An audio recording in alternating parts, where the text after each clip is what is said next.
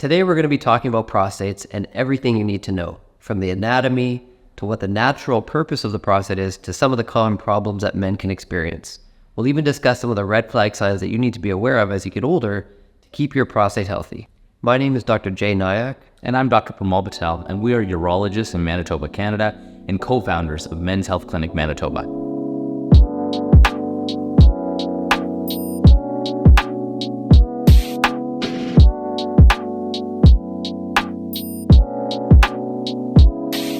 Let's start by delving into the anatomy of the prostate. So the prostate is a walnut-sized gland that's situated just beneath the bladder. It actually surrounds the urethra, so when you pee and the urethra drains the bladder, it has to run right through the middle of the prostate. The prostate actually has an integral role in both the urinary system and the reproductive system because it's sort of the common focus where all of these systems merge together into the urethra. And that's why urine comes through the penis, but also semen. Understanding where the anatomy of the prostate is really important to understand some of the problems that can arise from an enlarged prostate, as just one example. So the prostate is involved in producing a fluid that nourishes the sperm. It's also involved in the ejaculation process and also has some smooth muscle components that help you from wetting yourself to allow the contraction of your urethra to keep the urine inside when you don't want to pee. Now that we've established the normal functions of a prostate, let's talk about BPH, or Benign Prostatic Hyperplasia. What happens with BPH is that the cells of the prostate get bigger, and they get bigger because of the production of dihydrotestosterone, which is essentially the active form of testosterone. And when this happens, the prostate will grow, and with its growth, it will generally cause a compression of the urethra, which makes it harder for men to pee. BPH is extremely common. In fact, about 50% of men age 50 or older, and greater than 90% of men over the age of 80 are going to likely experience symptoms of an enlarged prostate. And part of the reason is that as men get older, you always have a constant testosterone supply in your system. We're different than women in which their estrogen levels drop through menopause. So as a man ages, there's always a constant supply of testosterone and thus dihydrotestosterone, which means that for your life, the prostate is going to progressively get larger with each decade of life. Now, the causes of BPH are certainly multifactorial. I mentioned the dihydrotestosterone, and there are hormonal influences as well, but there certainly can be genetic predispositions, and age is definitely a major driving factor. As men get older, you probably already know someone who's been affected by a change in their urination. Ask a father or an uncle or a grandfather. If you ask them how they pee relative to when they're 18 years old, I can guarantee you they're going to say it's a lot more difficult. And that's because the prostate's getting bigger. Unfortunately, that's just a part of aging and we don't really have much control over it. Now that we've gone over the prostate anatomy, its location, and its function, let's discuss some of the common signs and symptoms of an enlarged prostate. This can range from urinary frequency, so having to go to the bathroom very frequently, urgency, nocturia or nighttime peeing, weak stream, intermittency, straining to empty your bladder, or the sensation of incomplete empty. Now, patients may have a couple of these symptoms, they may have them all, and the severity can also vary as well. Now, what are signs and symptoms that warrant further investigations? It could be that you're starting to notice that you're beginning to have lower urinary tract symptoms, or going to the bathroom more frequently, or that your stream is starting to slow down. More worrisome symptoms are frequent urinary tract infections or blood in the urine. If you have those symptoms, those require more urgent evaluation. Now, what are common investigations for when someone presents with an enlarged prostate? When we see patients at our clinic, we initially start with the medical history. So getting an understanding of their baseline medical history, what are some of the signs and symptoms that they're experiencing with respect to their prostate? And from there, we move on to a physical examination, which may require a digital rectal examination to evaluate the size, shape, and contour of their prostate. And now, after we've done those tests, we may move on to more urinary tests, and this could be a urinalysis to look for any blood in the urines or signs of infection, a urine flow test to evaluate the speed of their urination, an ultrasound to look to see if they have any residual urine in their bladder, if they're not really emptying. An ultrasound as well can also look at the size of their prostate. Just how big is it? Because that may dictate what treatment options are available to them. From there, we may move on to a cystoscopy. So this is a tiny fiber optic camera that takes an internal look at the size of your prostate, how big it is, the shape, and specifically, what are the areas that are causing problems. This procedure itself takes 2 minutes and is done commonly in the hospital with minimal to no downtime. Finally, you may require a urodynamics test. Now, this test actually looks at the functionality of your bladder and really gets a sense of how your bladder functions and the emptying process. And putting all that information together is where we can decide what treatment options are right for you. Now, it's very common for patients who are experiencing some of these urinary symptoms to be concerned about prostate cancer. And why wouldn't they? We know prostate cancer is very common. So in terms of how we differentiate enlarged prostates from prostate cancer, admittedly, it can be tricky sometimes. And we do that through some of the investigations we mentioned, such as the PSA or prostate-specific antigen test. We can do a finger check of the prostate to look for little lumps or bumps.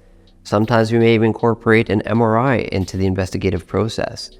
And all of this is to really try to decide who is having symptoms because of prostate cancer or just from an enlarged prostate. If we are concerned about prostate cancer, there can be some other testing that's required, such as prostate biopsies, which we'll get into in another video. But for the purpose of today's talk, we're going to focus on the patients who have BPH or benign, non-cancerous enlarged prostates causing their urinary symptom, because sometimes the signs and symptoms can be silent, and that's where the doctor has to come in. So let's say you have an enlarged prostate. Do you need to treat it, and what are the treatment options? The good news is that even if you have BPH or a large prostate or some of these symptoms, you don't necessarily have to worry. At the end of the day, our treatments are really directed towards improving quality of life. And sometimes as you get older, if you pee a couple times at nighttime, that could be a bit inconvenient, but not inconvenient enough to start medications or have a surgery, in which case we would leave things alone. When we're trying to decide on what's an optimal treatment for a patient, there's essentially three different options or three different ways to go. The first is we could be conservative, which means we're not going to start medications, we're not going to do surgery, but maybe we'll do things like limiting fluid intake in the evening, for example, and by doing so, maybe you'll pee less at night. Maybe it means avoiding some dietary triggers, things like caffeine, alcohol, spicy foods. Those are pretty classic triggers for the urinary system that can be pretty irritating, and they can exacerbate any pre-existing BPH. Beyond that, there are medications we can offer, so medical therapy, and then there's surgical options.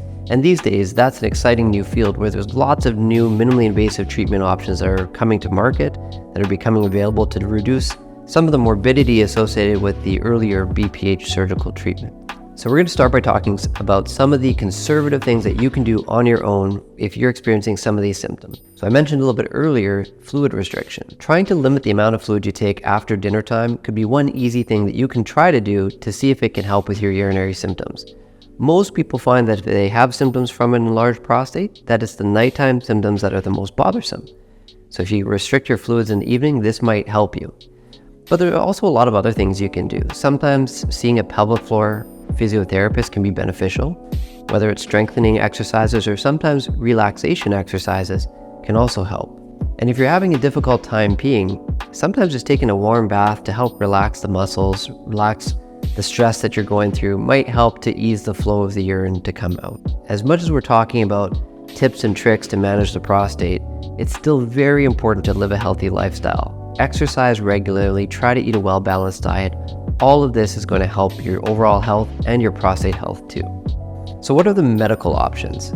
So there are a number of medications that we use commonly for men who have enlarged prostates. And thankfully, their side effects are pretty minimal as well. There's essentially two main categories of medications that we commonly use. One are called alpha blockers, and those are designed to sort of relax the muscles, the smooth muscles in the location of the prostate. By doing so, it's going to permit the flow of the urine to come out a lot more easily. So even if the prostate's enlarged and compressing the urethra, by taking a little bit of that tension off, it might help the flow improve and improve your quality of life as well.